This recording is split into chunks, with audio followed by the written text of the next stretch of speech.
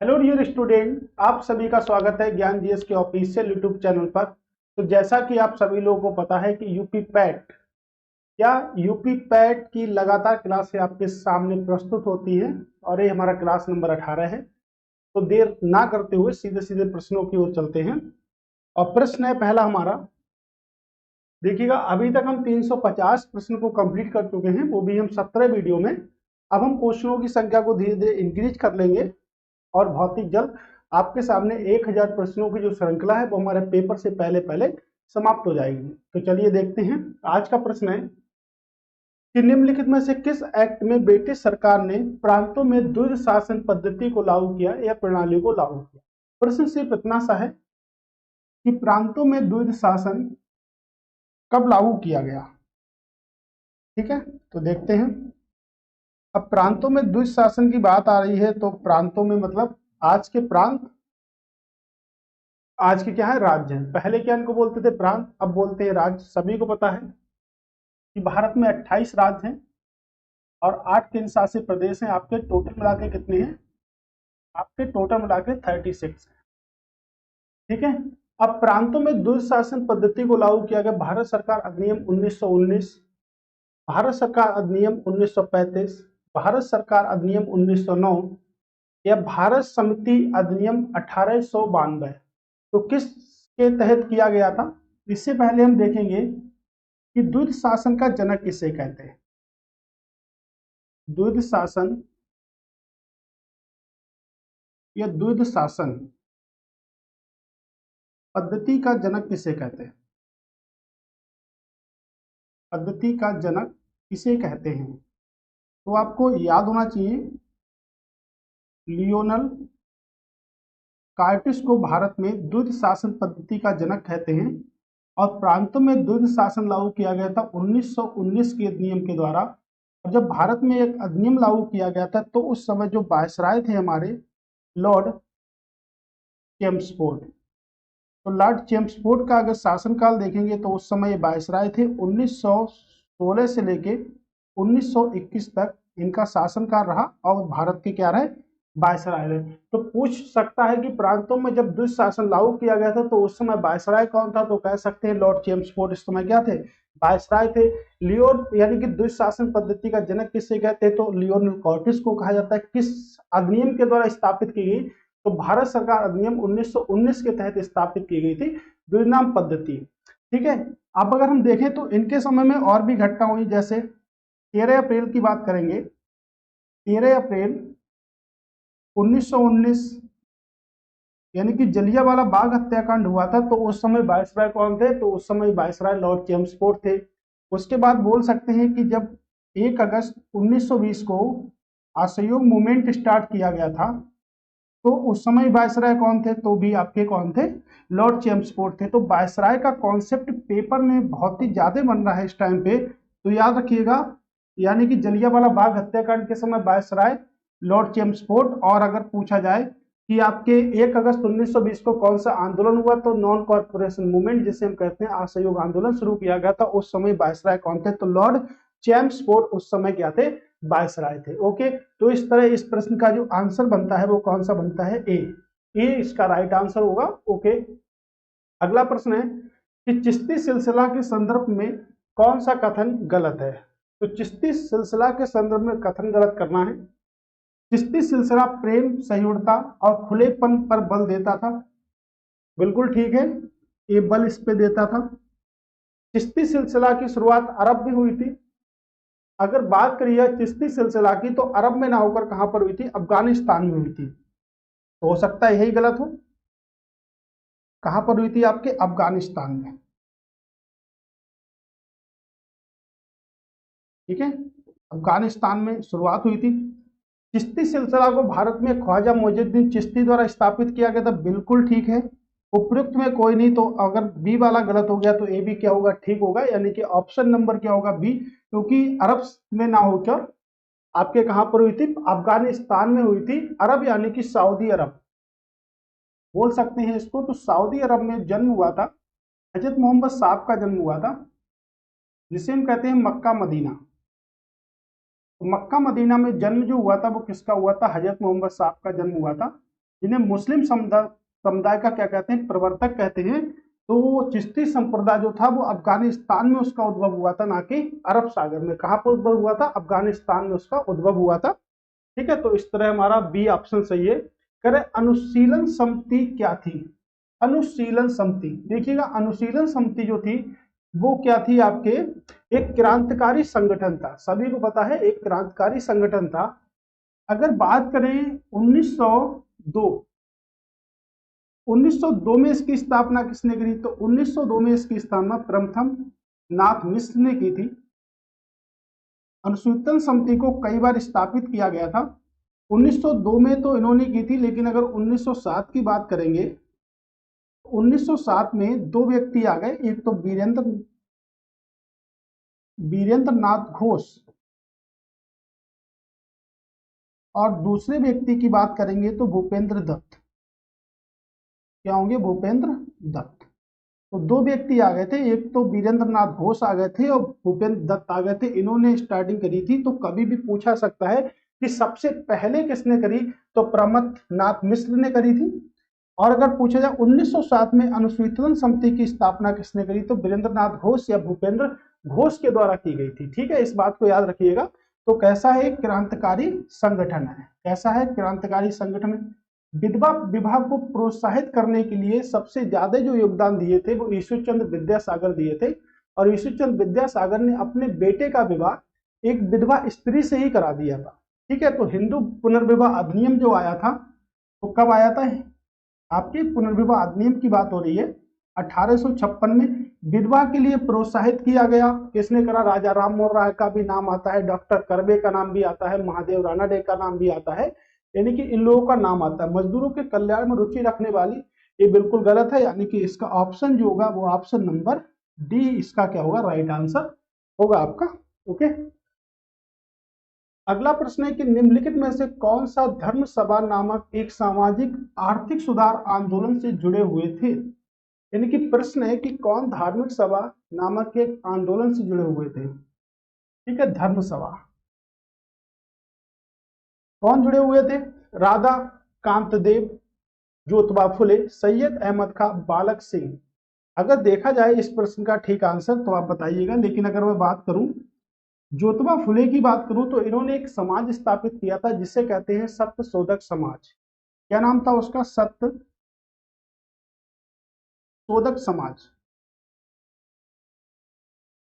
सत्य शोधक समाज इन्होंने स्थापित किया था। इसकी स्थापना हुई थी 24 सितंबर 1873 को। 24 सितंबर 1873 को इसकी स्थापना हुई थी और निम्न जाति से संबंधित था। निम्न जाति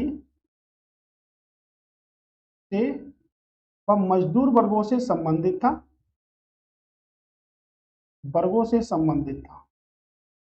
सैयद अहमद खां की बात करेंगे तो इनको जो कहा जाता है, इन्होंने अलीगढ़ विश्वविद्यालय की स्थापना की थी।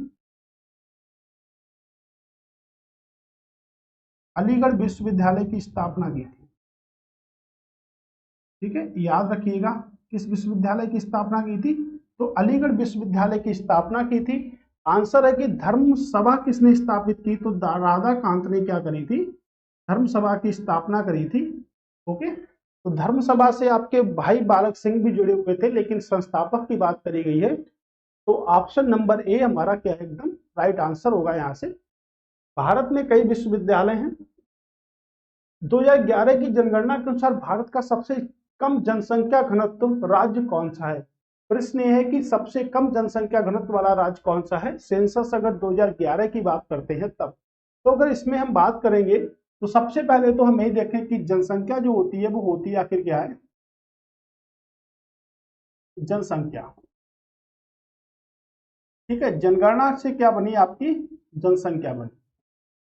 तो जनसंख्या दिवस कब बनाते हैं हम? तो जनसंख्या दिवस हम बनाते हैं 11 जुलाई को। 11 जुलाई को हम विश्व जनसंख्या दिवस मनाते हैं। विश्व जनसंख्या डे के रूप में बनाते हैं। ठीक है, तो जनसंख्या में अगर बात करेंगे, अगर हम कह दें स्टडी ऑफ पॉपुलेशन क्या कहते हैं, यानी कि जनसंख्या का अध्ययन क्या कहलाता है? तो स्टडी ऑफ पॉपुलेशन क्या कहलाता है? तो स्टडी ऑफ पॉपुलेशन को कहते हैं डेमोग्राफी, लेकिन जनसंख्या के अध्ययन को कहते हैं डेमोग्राफी। ठीक है, और जनसंख्या दिवस कब बनाते हैं? तो 11 जुलाई को हम जनसंख्या दिवस बनाते हैं। अब इसने पूछा है कि जनसंख्या घनत्व क्या होता है? तो जनसंख्या घनत्व होता है कि एक वर्ग किलोमीटर में कितने लोग निवास करते हैं, यानी कि एक वर्ग किलोमीटर में कितने व्यक्ति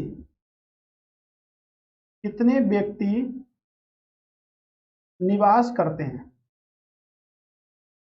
तो यहाँ पर पूछा गया कि सबसे कम जनसंख्या घनत्व जो है वो किसका है? तो सबसे कम जनसंख्या घनत्व आपका कितना है? अरुणाचल प्रदेश का है। और एक वर्ग किलोमीटर में लगभग कितने लोग रहते हैं? तो यहाँ पर 17 लोग रहते हैं एक वर्ग किलोमीटर में। अगर पूछा जाता कि सबसे अधिक किसका है, तो सबसे अधिक आपके बिहार का है। और बिहार के एक वर्ग किलोमीटर में अप्रोक्स आपके 1106 लोग रहते हैं। तो सबसे कम किसका है? अरुणाचल प्रदेश का है। सबसे ज्यादा किसका है? बिहार का है। और अगर पूछा जाए ओवरऑल भारत का जनसंख्या घनत्व कितना है, भारत का जनसंख्या घनत्व कितना है? ठीक है, तो क्या आप बता सकते हैं भारत का जनसंख्या घनत्व कितना है? तो भारत की अगर बात करेंगे तो 382 वर्ग किलोमीटर क्या है भारत का जनसंख्या घनत्व है। ठीक है, कितना है? 382। 2011 की जनगणना के अनुसार भारत का जनसंख्या घनत्व जो है, डेंसिटी पॉपुलेशन जो है वो कितनी है आपकी? 382 है।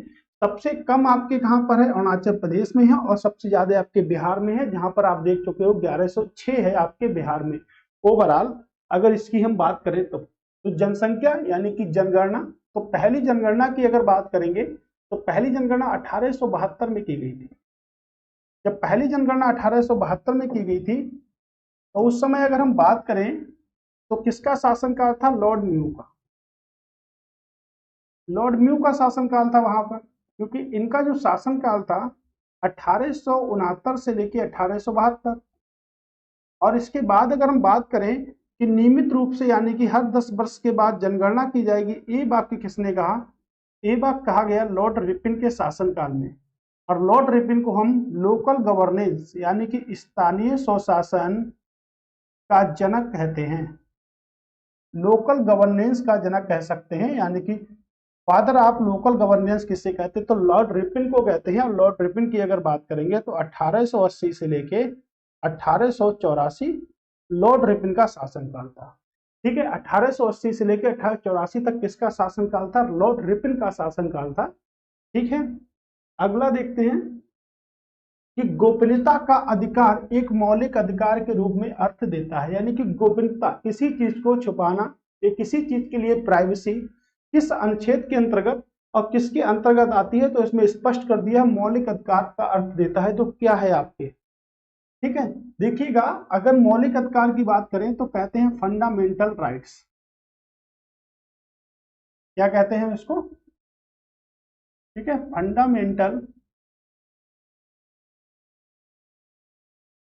फंडामेंटल राइट्स के नाम से जानते हैं। ठीक है, फंडामेंटल राइट्स के नाम से जानते हैं। और भारतीय संविधान के भाग नंबर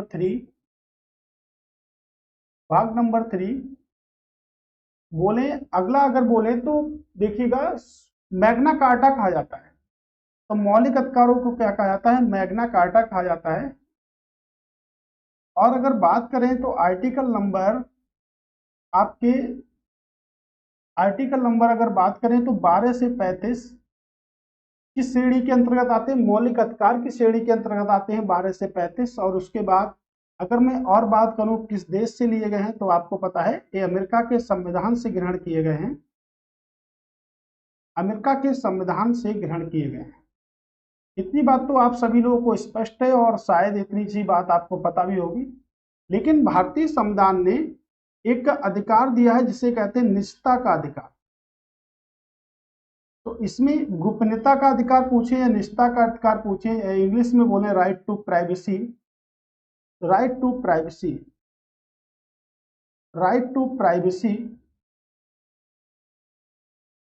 की शुरुआत जो करी गई थी, जो पुत्तुस्वामी एक मामला आया था, उसके अंतर्गत की गई थी, 24 अगस्त 2017 को की गई थी।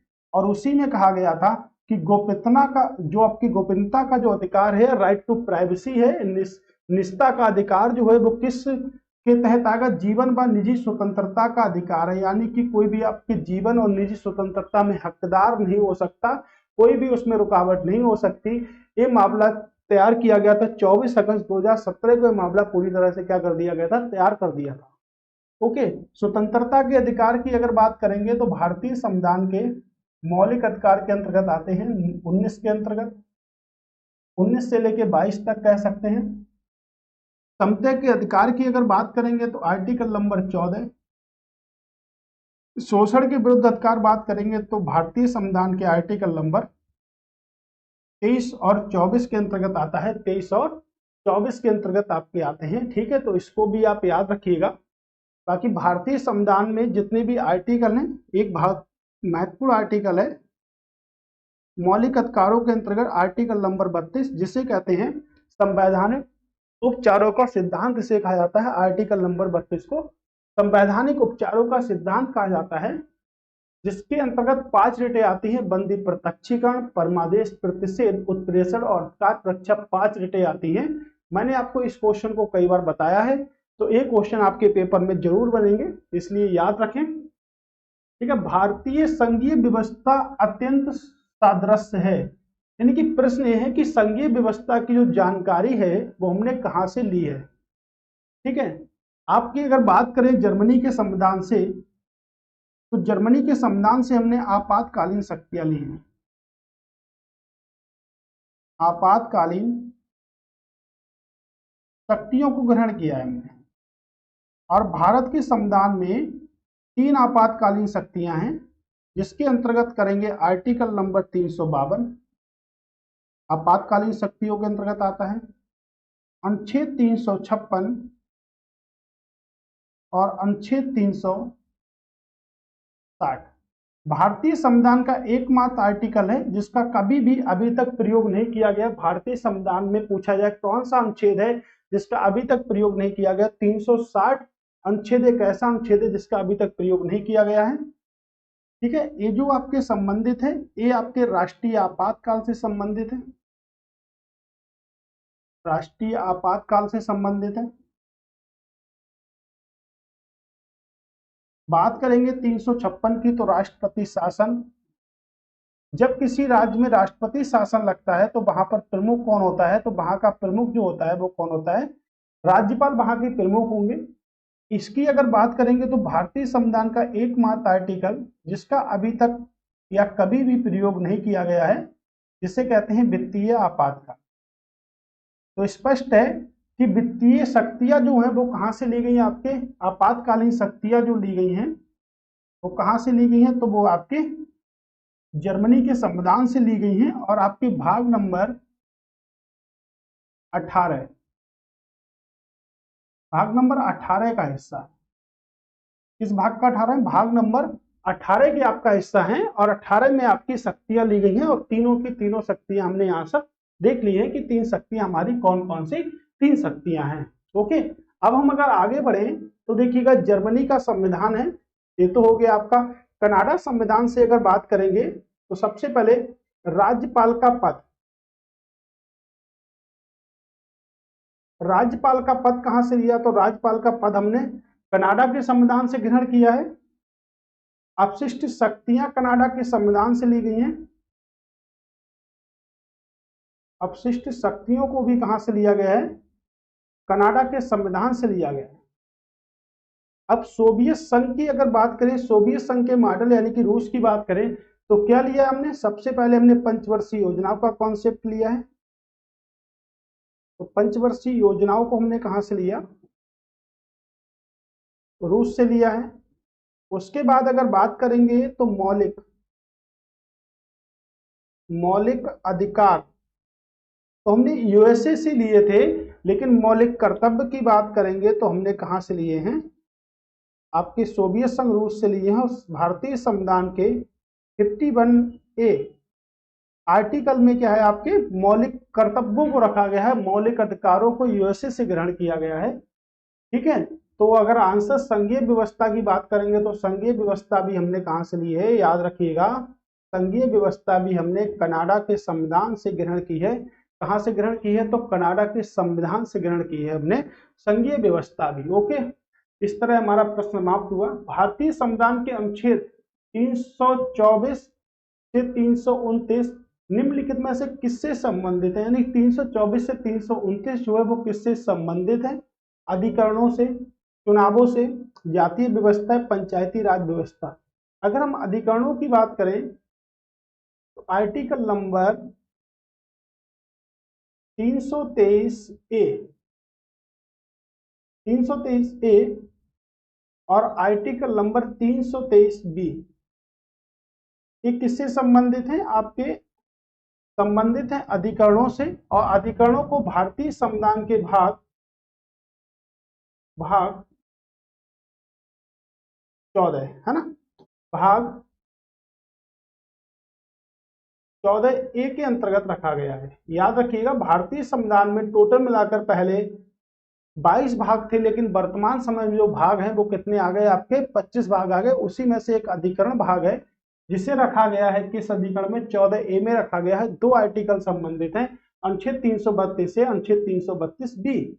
चुनाव से बात करेंगे तो आर्टिकल नंबर अगर बात करेंगे तो देखिएगा ये चुनाव का दायरा आता है, किसके समक्ष आता है, तो चुनावों से संबंधित आता है। लेकिन चुनाव की अगर बात करें तो चुनाव भारतीय संविधान के भाग नंबर 15 के अंतर्गत रखे गए हैं और क्या है, एक संवैधानिक निकाय है। लेकिन संविधान में इसकी चर्चा की गई है, इसीलिए हमने इसको क्या बोला, संवैधानिक व स्वतंत्र निकाय है। स्वतंत्र निकाय भी है आपका, संवैधानिक निकाय भी है। ठीक है, इसको भी आप याद रखिएगा, स्वतंत्र निकाय भी है और संवैधानिक निकाय भी है आपका। ओके, उसके बाद अगर हम बात करेंगे तो अनुच्छेद तो आपको पता ही चल गया। आर्टिकल नंबर अगर बात करें तो 324 से लेके 329 तक चुनाव से संबंधित आर्टिकल हैं आपके।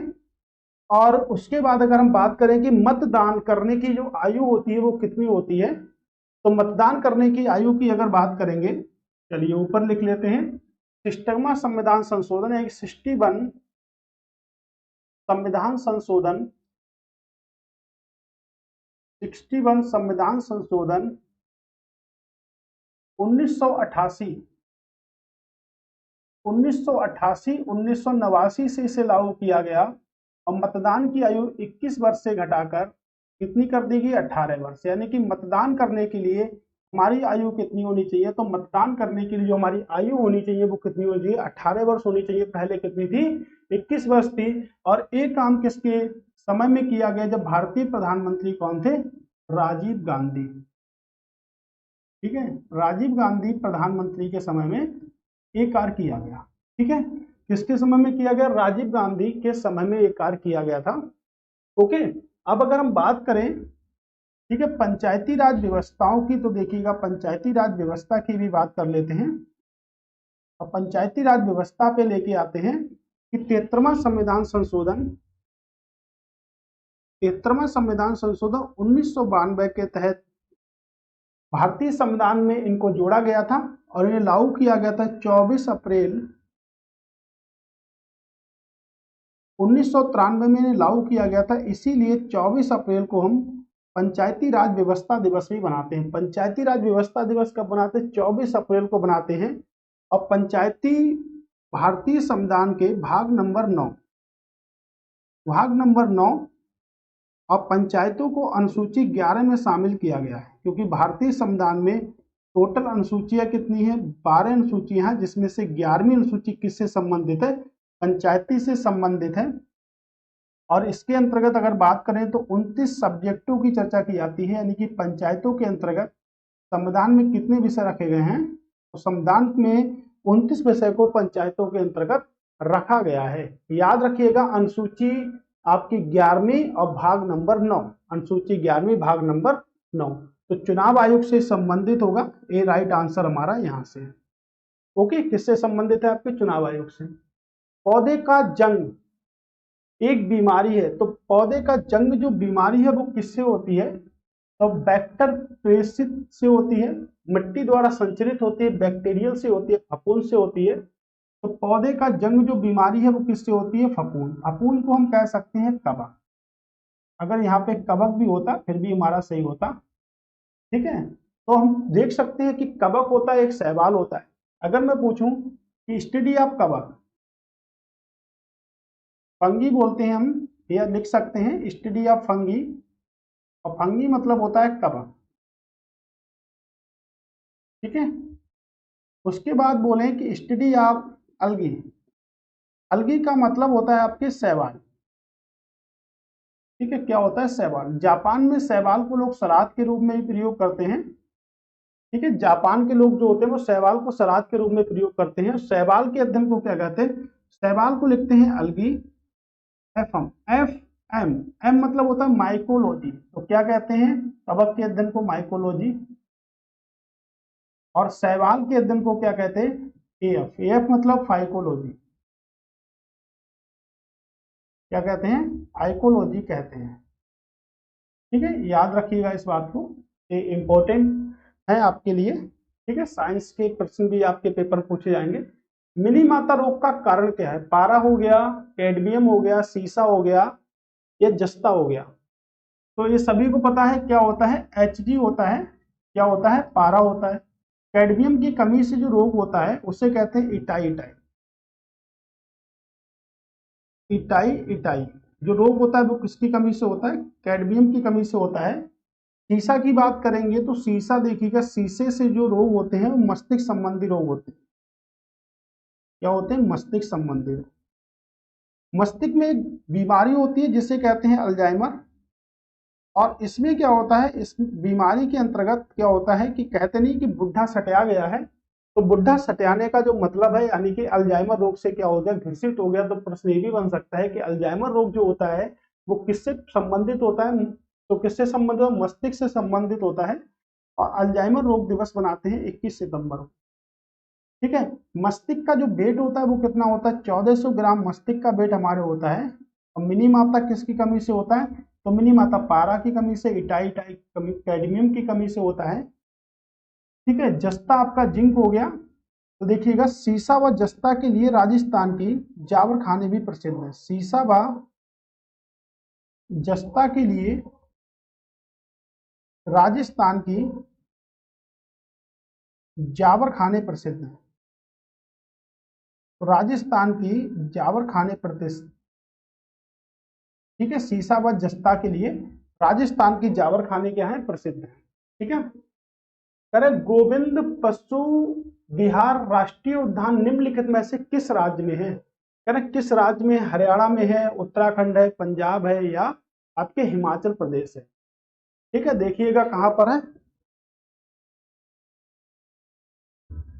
ठीक है, अच्छा, देखते हैं कहां पर है ये। तो गोविंद सबसे पहले तो बात कर लेते हैं हरियाणा के नेशनल पार्क। तो हरियाणा में कुछ नेशनल पार्क हैं, जैसे कालेसर नेशनल पार्क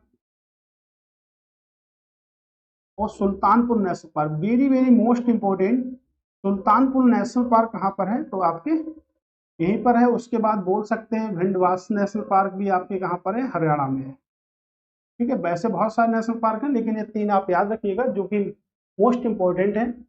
उत्तराखंड में तो नेशनल पार्क इतने ज्यादा हैं बहुत, और आपके लिए सब इंपॉर्टेंट है। देखिएगा, राजा जी नेशनल पार्क, गोविंद जो कि ऊपर आपका क्वेश्चन है, नंदा देवी नेशनल पार्क, फूलों की घाटी, फूलों की घाटी नेशनल पार्क। बात करेंगे गंगोत्री नेशनल पार्क, भारत का पहला नेशनल पार्क जिसे कहते हैं जिम कॉर्बेट नेशनल पार्क, जिसे पहले कहते थे हेली नेशनल पार्क, और अब हम इसे कहते हैं Ramganga national park.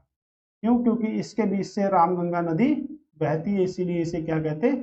Ramganga national park भी कहते हैं। उसके बाद अगर बात करें हिमाचल की, तो Pin Valley National Park, very very most important, Pin Valley National Park, Indra Kila National Park, Kheerganga National Park. ये सब कहाँ पर है? ये सब आपके हिमाचल प्रदेश में है। तो आंसर क्या हुआ? सॉरी, आंसर हुआ हमारा उत्तराखंड। क्या हुआ आंसर? आंसर हुआ आपका उत्तराखंड। इसका क्या है? राइट आंसर है एकदम, कोई भी कंफ्यूजन नहीं है। ये प्रश्न पेपर में जरूर आएंगे आपके। निम्नलिखित में से कौन सी वैध या कागजी मुद्रा है? करेक्ट, कौन सी वैध या कागजी मुद्रा है? करेंसी नोट व सिक्के, चांदी के सिक्के, स्वर्ण पत्रिका या उपयुक्त सभी। तो देखिएगा निम्नलिखित में से कौन सी वैध व कागजी मुद्रा है? तो देखिएगा कागजी मुद्रा की अगर बात करेंगे वैध है, ठीक है। करेंसी नोट व सिक्के कौन छापता है? तो RBI, reserve bank of India. क्या बोलते? Reserve bank of India. 1 अप्रैल 1935 को इसकी स्थापना हुई थी और 1949 में इसका राष्ट्रीयकरण हुआ था। किस समिति की सिफारिश पर इसकी स्थापना की गई? तो हिल्टन यंग आयोग। डॉक्टर बी आर अम्बेडकर ने बहुत ज्यादा भूमिका निभाई थी आरबीआई की स्थापना करने में, तो हिल्टन यंग आयोग समिति की सिफारिश पर आरबीआई की स्थापना की गई। आरबीआई के अगर पहले गवर्नर की बात करेंगे तो ओशबर्न स्मिथ। अब अगर बात करा हमने ओशबर्न स्मिथ की, तो ये पहले अंग्रेज गवर्नर थे, लेकिन अगर भारतीय गवर्नर की बात करेंगे, पहले भारतीय गवर्नर, तो सीडी देशमुख पहले भारतीय गवर्नर थे। सीडी देशमुख पहले क्या थे? भारतीय गवर्नर थे। प्रारंभ में बात करेंगे तो प्रारंभ में जो मुख्यालय था वो कोलकाता था, और उसके बाद मुख्यालय 1937 यानी कि 2 वर्षों के बाद बंबई में स्थानांतरित कर दिया। अब से जो मुख्यालय है वो कहाँ पर है? आपके बंबई में है। और बंबई की स्थापना की बात करेंगे तो गेरोल्ड अंगियार ने बंबई की स्थापना की थी, ठीक है। तो यहाँ पे अगर बात करें, नोट प्रिंटिंग प्रेस भी है आरबीआई की। तो नोट प्रिंटिंग प्रेस है आपकी, जैसे नासिक यानी कि महाराष्ट्र में है, मैसूर में प्रिंटिंग प्रेस है, सालबोनी में प्रिंटिंग प्रेस है आपके, ठीक है। ठीक है, तो मैसूर, नासिक, सालबोनी, यहाँ पर सब क्या है? आपके प्रिंटिंग प्रेस हैं आरबीआई की, जहां से आपके नोट यानी कि करेंसी नोट आपके आते हैं, ठीक है। ओके, तो याद रखिएगा, मैसूर हो गया, नासिक, मैसूर, सालबोनी। और आप बताइएगा चौथी जो प्रिंटिंग प्रेस है वो कौन सी है, ठीक है। तो 4 प्रिंटिंग प्रेस हैं आपके जहां पर नोटों की छपाई होती है, ठीक है।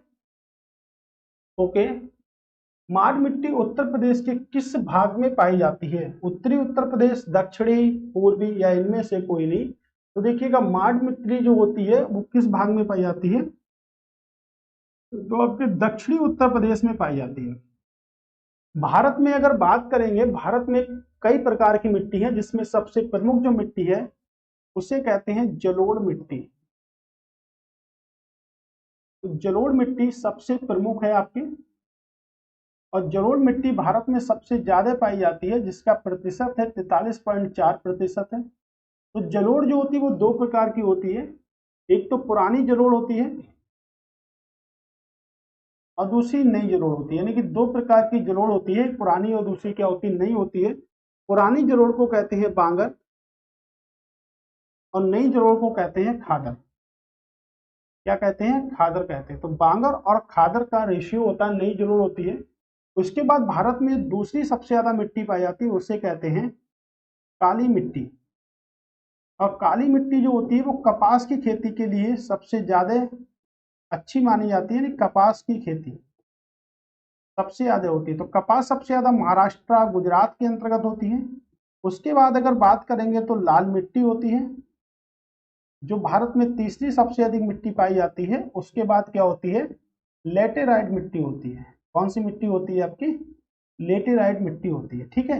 मृदा दिवस की बात करेंगे तो देखिएगा 5 दिसंबर को विश्व मृदा दिवस बनाते हैं। कब बनाते हैं? 5 दिसंबर को विश्व मृदा दिवस बनाते हैं हम लोग, ओके।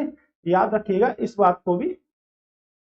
अगला है कि वस्तुओं की लागत, उत्पादन लागत बढ़ने के कारण जब वस्तुओं की कीमतों को बढ़ाया जाता है तब इसे क्या कहा जाता है? तो जब वस्तुओं की उत्पादन लागत जो होती है, जो इसका प्रोडक्शन लागत जो होती है, अगर वो बढ़ जाती है तो वस्तुओं की कीमती को भी बढ़ा दिया जाता है। जैसे मान लीजिएगा उत्पादन लागत बढ़ गई, उसमें खर्चा बनाने में ज्यादा आता है, तो कीमतों को भी क्या करा जाता है? इंक्रीज किया जाता है। तो उसे क्या कहते हैं? उसे कहते हैं लागत प्रेरित, लागत प्रेरित। आप देखिएगा, समझिएगा, जब वस्तु में प्रोडक्शन की कीमत बढ़ाई गई तो कीमतों को भी बढ़ाया जाएगा, उसे क्या कहेंगे, लागत। यानी कि लागत बढ़ी है, ठीक है, क्या बढ़ी है, लागत बढ़ी है, तो उसे लागत प्रेरित स्फीति कहते हैं। निम्नलिखित में से कौन सा जलीय पारिस्थितिकी तंत्र के लिए प्रबंधक कारक है? तो कौन जलीय पारिस्थितिकी तंत्र, ठीक है, तो देखिएगा पृथ्वी पर सबसे बड़ा जलीय पारिस्थितिकी तंत्र क्या है, आपका समुद्र, ठीक है, क्या है, समुद्र है। और पारिस्थितिकी तंत्र का जनक किसे कहते हैं? तो कहते हैं अलेक्जेंडर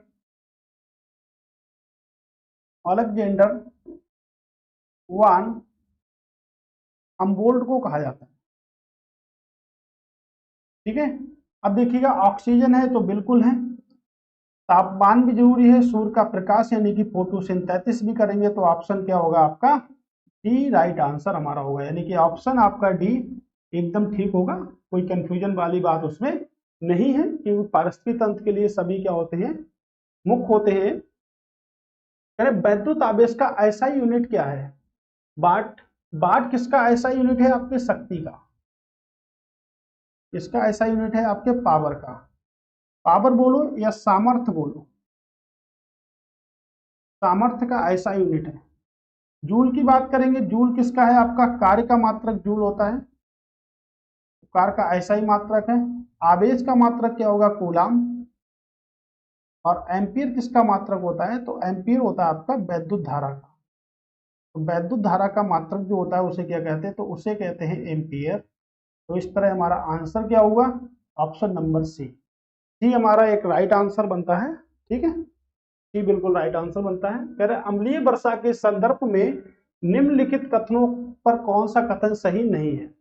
अम्लीय वर्षा सल्फर व नाइट्रोजन के ऑक्साइड के कारण होती है, तो बिल्कुल ठीक है। देखिए, अम्लीय वर्षा जो होती है उसमें सल्फर व नाइट्रोजन के ऑक्साइड के कारण होती है, क्योंकि कारखाने से धुआं निकलने के कारण होती है। लंबे समय तक अम्लीय वर्षा से जलवायु परिवर्तन में तेजी आती है, तो बिल्कुल आती है, ग्लोबल वार्मिंग बढ़ेगा। अम्लीय वर्षा जैव विविधता को कम करती है, ये भी बिल्कुल ठीक है, करती है। अम्लीय वर्षा से जीवाणु जनित रोग बढ़ जाते हैं, ये गलत है। ऑप्शन नंबर डी क्या है हमारा रॉन्ग आंसर है। अम्लीय वर्षा जैव विविधता को कम करती है, बिल्कुल कम करती है। और जैव विविधता जो दिवस है वो कब बनाते हैं हम? 22 मई को बनाते हैं। और भारत में सबसे ज्यादा जैव विविधता कहां पर पाई जाती है? तो silent valley National park. Silent valley National park यानी कि केरल में सबसे अधिक जैव विविधता वाला स्थल,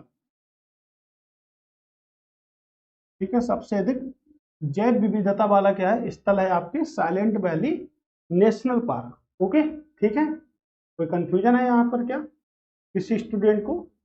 ओके, अगला प्रश्न है कि संघवाद किस मामले के तहत संविधान की मूल संरचना में जोड़ा गया? यानी कि संघवाद जो है वो किस मामले के तहत संविधान की मूल संरचना में जोड़ा गया? केशवानंद भारती बनाम की अगर बात करें यहाँ पर, तो 1973 में आया था। क्या आया था? 1973 में आया था। और बोला गया था कि इस केशवानंद भारती बनाम में बोला गया था कि संविधान के, देखिएगा, संविधान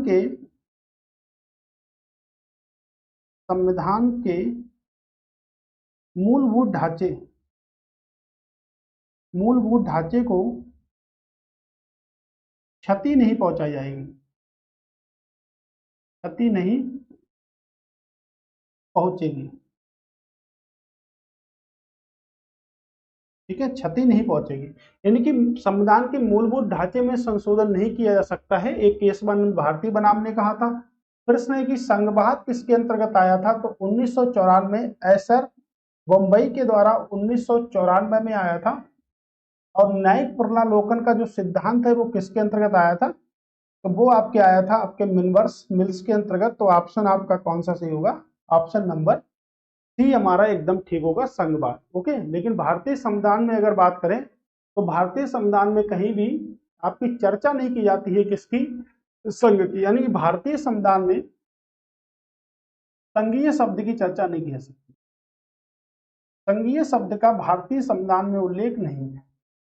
इस बात को आप याद रखिएगा, संघीय शब्द भारतीय संविधान में उल्लेखित नहीं है।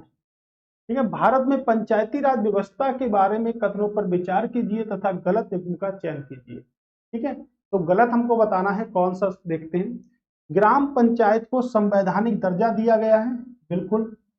ग्राम सभा या ग्राम पंचायत को संवैधानिक दर्जा दिया गया है, बिल्कुल ठीक है, क्योंकि आर्टिकल नंबर अगर हम बात करें, आर्टिकल नंबर 40 क्या है, आर्टिकल नंबर 40 में ग्राम पंचायतों का गठन, ग्रामों पंचायतों का गठन किया जाता है। ठीक है, आर्टिकल नंबर 40 के अंतर्गत क्या बोलते हैं इसे हम, डीपीएसपी के अंतर्गत रखे हैं, यानी कि directive principle of state policy. तो हम कह सकते हैं ग्राम पंचायतों की जो अवधारणा है वो कहाँ से व्यक्त की गई, आपके आयरलैंड से, क्योंकि भारत ने आयरलैंड के संविधान से डीपीएसपी यानी कि directive principle of state policy को रखा है। उसके बाद 3 स्तरीय पंचायती राज व्यवस्था देश में प्रचलित है, तो बिल्कुल सही है। किसने दी थी, बलवंत राय मेहता ने दी थी,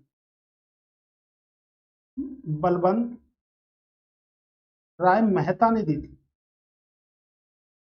कब दी थी, तो 1957 में दी थी त्रिस्तरीय पंचायत। ठीक है, अशोक मेहता समिति ने भारत में पीआरआई की त्रिस्तरीय पद्धति को दिया था। अशोक मेहता ने द्विस्तरीय पंचायती राज व्यवस्था दी थी, ना कि त्रिस्तरीय। तो द्विस्तरीय दी थी, और द्विस्तरीय 1977 में दी थी।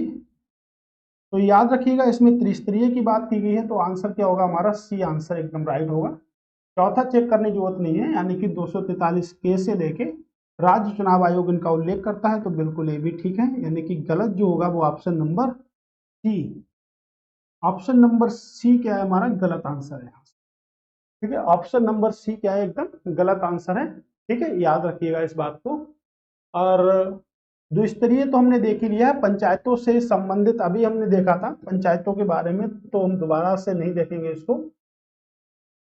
ठीक है, पंचायतों के बारे में भी हमने देखा था, देखते हैं पंचायतों के बारे में कहां पर चर्चा की थी हमने।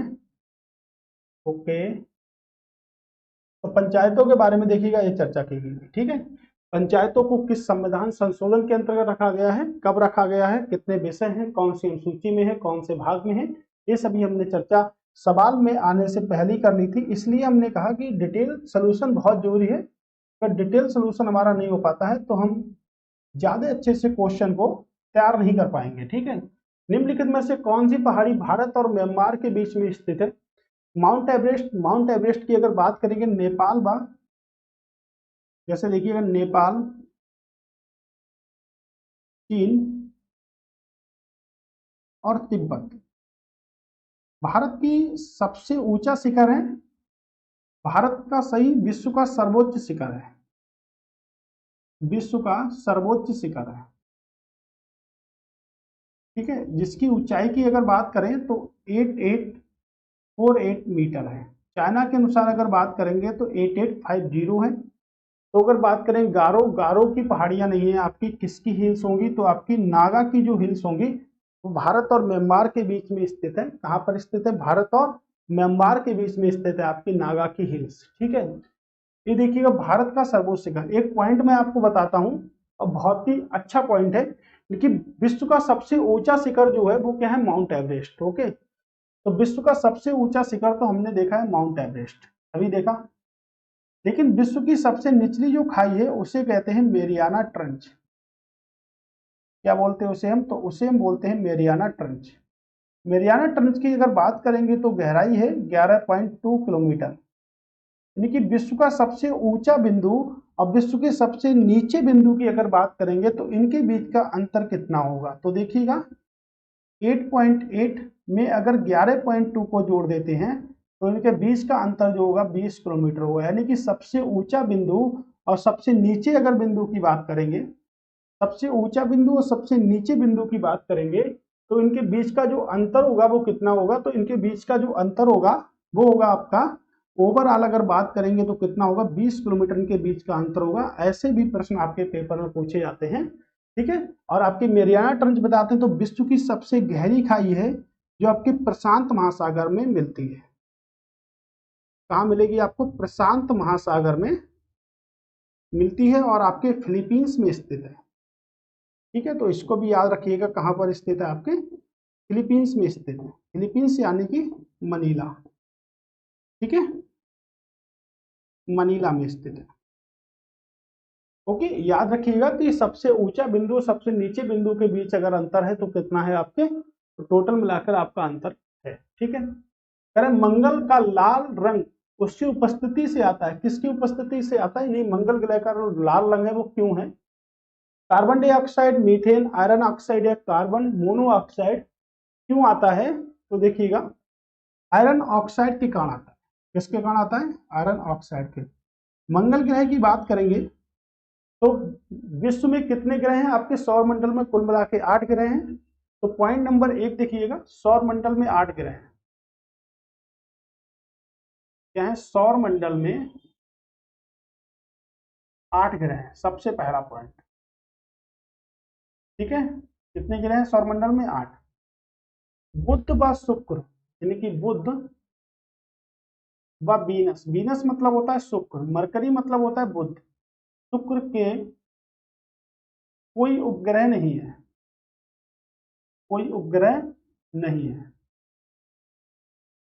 ये पॉइंट याद रखिए। ठीक है, बुध व शुक्र का कोई उपग्रह नहीं है। पृथ्वी का एकमात्र उपग्रह, पृथ्वी का एकमात्र उपग्रह, एकमात्र उपग्रह जो है उसे हम क्या कहते हैं? तो उसे हम कहते हैं चंद्रमा। ठीक है, तो पृथ्वी का एकमात्र उपग्रह है जिसे हम कहते हैं चंद्रमा। ठीक है, इसकी याद रखिएगा। मंगल ग्रह का जो लाल रंग होता है वो किसके कारण होता है आपके? तो मंगल ग्रह का लाल रंग होता है आयरन ऑक्साइड के कारण। इसके दो उपग्रह होते हैं, डिवोस व फीबोस। ठीक है, ये आपके मंगल के दो उपग्रह हैं, डिवोस व फीबोस, मंगल के दो उपग्रह होते हैं। ठीक है, और शनि के उपग्रह की अगर बात करेंगे तो टाइटन है। शनि का उपग्रह क्या है? सबसे बड़ा टाइटन है। और बृहस्पति सौरमंडल का जो सबसे बड़ा ग्रह है उसका सबसे बड़ा उपग्रह जो है वो आपका क्या है? गैनीमेड है। तो पूछा सकता है कि सौरमंडल का सबसे बड़ा ग्रह तो आपका बृहस्पति है, लेकिन सबसे बड़ा उपग्रह क्या है? तो गैनीमेड सबसे बड़ा क्या है? आपका उपग्रह है। ठीक है, अगला कि इटली का यात्री निकोलो कॉन्टी विजयनगर साम्राज्य की यात्रा किसके शासनकाल में शुरू की गई थी? तो किसके शासनकाल में शुरू की गई थी विजयनगर साम्राज्य की यात्रा को? ओके, तो किसके शासनकाल शुरू की गई थी? आपके देवराय प्रथम, देवराय द्वितीय, या कह सकते हैं कृष्ण देवराय या हरिहर प्रथम।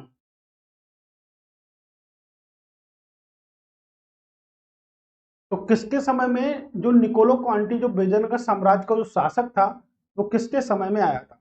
सबसे पहले तो बात करेंगे विजयनगर साम्राज्य, विजयनगर साम्राज्य। तो विजयनगर साम्राज्य की जो स्थापना थी वो हरिहर व बुक्का के द्वारा की गई थी। किसने की थी? तो 1336 में हरिहर, हरिहर व बुक्का ने विजयनगर साम्राज्य की स्थापना की थी। और विजयनगर साम्राज्य का जो पहला वंश था उसे हम कहते हैं संगम वंश। किस वंश के नाम से जानते हैं? तो उसको हम जानते हैं संगम वंश के नाम से। तो संगम वंश की अगर बात करी जाए तो हरिहर व बुक्का के द्वारा, विजयनगर साम्राज्य की बात करी जाए तो हरिहर बुक्का के द्वारा इसकी स्थापना की गई थी। दो सगे भाई थे, जिसकी अगर राजधानी की बात करें कि क्या इसकी राजधानी थी, तो हम्पी, हम्पी कैपिटल थी। हम्पी कहां पर है? आपके कर्नाटक में। तो विजयनगर साम्राज्य की जो कैपिटल थी वो क्या थी? हम्पी थी। और विजयनगर साम्राज्य में अगर बात करें तो 4 वंशों ने क्या करा था? शासन किया था। और उसमें से एक आप देवराव प्रथम थे, देवराव द्वितीय थे, कृष्णदेवराय थे, हरिहर प्रथम थे। अब देखा जाए कि हरिहर प्रथम इसका राइट आंसर होगा, पहली बात। ठीक है, निकोलो क्वांटी किसके समय में आया था? तो देवराव प्रथम के समय में भारत की उसने यात्रा करी थी। देवराज द्वितीय के समय में एक शासक था जिसे कहते हैं अब्दुल रज्जाक। तो प्रश्न बनेगा कि अब्दुल रज्जाक किसके समय में भारत की यात्रा पर आया था? तो विजयनगर साम्राज्य देवराज द्वितीय के समय आया था। उसके बाद अगर बात करेंगे कृष्णदेव राय के समय में कौन आया था? तो कृष्णदेव राय के समय में आया था एक पुर्तगाली यात्री था जिसे कहते हैं डोमिगो, डोमिगो पायस। तो डोमिगो पायस जो था वो किसके समय में आया था? कृष्ण देवराय के समय में आया था। ठीक है, अब अगर ओवरऑल अगर हम बात करें विजयनगर साम्राज्य की बात करें तो कृष्णदेवराय उसके सबसे शक्तिशाली शासक थे। इन्होंने एक रचना की थी जिसे कहते हैं अमुक्त मल्याद। अमुक्त मल्याद रचना की थी जो कि तेलुगु भाषा में थी। किस भाषा में थी? तो तेलुगु। ठीक है, तेलुगु भाषा में अमुक्त मल्याद की रचना की गई। और अगर इसकी बात करेंगे तो कृष्णदेव राय के समय में अष्ट दिग्गज रहते थे। अष्ट दिग्गज यानी कि 8 दिग्गजों का एक समूह था जिन्हें अष्ट दिग्गज के नाम से संबोधित किया। तो अष्ट दिग्गज किसके समय में? कृष्णदेव राय के समय में रहते थे। और अष्ट प्रधान की बात करेंगे तो शिवाजी के समय में अष्ट प्रधान रहते थे। तो अमुक्त मल्याद याद रखिए किस भाषा में है? तेलुगु भाषा में है। तो विजयनगर साम्राज्य के जो सबसे शक्तिशाली शासक थे वो देवराय द्वितीय थे, तो सॉरी कृष्ण देवराय थे। इनके समय में डोमिगो पायस आया था। और अगर देवराय द्वितीय के समय बात करेंगे तो अब्दुल रज्जाक आया था। और अगर देवराय प्रथम की बात करेंगे तो इटली का निकोलो क्वांटी जो आया था, ये आया था। अब्दुल रज्जाक फारस से आया था। और पुर्तगाली यात्री डोमियो फायस जो था वो विजयनगर साम्राज्य में किसके समय में आया था? कृष्णदेव राय। और कृष्णदेव राय की अगर बात करेंगे तो देखिएगा प्रश्न बहुत बनता है, कृष्णदेव राय किसके समकालीन थे? तो कृष्णदेव राय का जो शासनकाल था वो आपका इतना शासन कर रहा है कृष्णदेव राय का। तो कृष्णदेव राय का जो शासनकाल था वो 1509 से लेके 1529 तक था। और जो विजयनगर जो साम्राज्य जो बना था, विजयनगर साम्राज्य जो बना था वो 1336 में बना था। तो उस समय जो शासक था वो कौन था? मोहम्मद बिन तुगलक। मोहम्मद बिन तुगलक के समय में विजयनगर साम्राज्य की स्थापना की गई थी। क्योंकि मोहम्मद बिन तुगलक का शासनकाल की अगर बात करेंगे तो 1325 से लेके 1351 तक था। और इसके समय में दो बड़े बड़े वंश स्थापित किए गए थे, एक तो विजयनगर साम्राज्य और दूसरा बहमनी वंश। कौन सा वंश? बहमनी वंश। ठीक है, तो बहमनी वंश का जो संस्थापक था वो कौन था? हसन गंगू। तो बहमनी वंश की शुरुआत जो की गई थी वो 1347 में बहमनी वंश की शुरुआत की गई थी। कौन था संस्थापक? हसन गंगू। ठीक है, हसन गंगू क्या था? संस्थापक थे बहमनी वंश के। ठीक है, तो अगले प्रश्न की ओर मूव करते हैं। ठीक है, तो आज के प्रश्नों की श्रृंखला ये समाप्त होती है। आप लगातार बने हैं सीरीज पर, ये आपके लिए बेहद इंपॉर्टेंट साबित है। ठीक है, तो आज के क्वेश्चन यहीं तक हमारे समाप्त होते हैं। और हमने टोटल देख लिए हैं आपके 372 प्रश्न कंप्लीट बेस पे हमने यहाँ से प्राप्त किए हैं। ठीक है, और जल्द ही आपकी क्लास समाप्त हो जाएगी जो कि 1000 प्रश्नों की है। अभी 372 है। अभी आपको लग रहा होगा अभी क्लासेस थोड़ा सा बड़ा बड़ा करेंगे तो जल्दी हम समाप्त कर सकते हैं कंप्लीट 1000 प्रश्नों की श्रृंखला को। ठीक है, तो फिर से मिलते हैं नई वीडियो में। तब तक के लिए दोस्तों नमस्कार, टाटा, बाय बाय।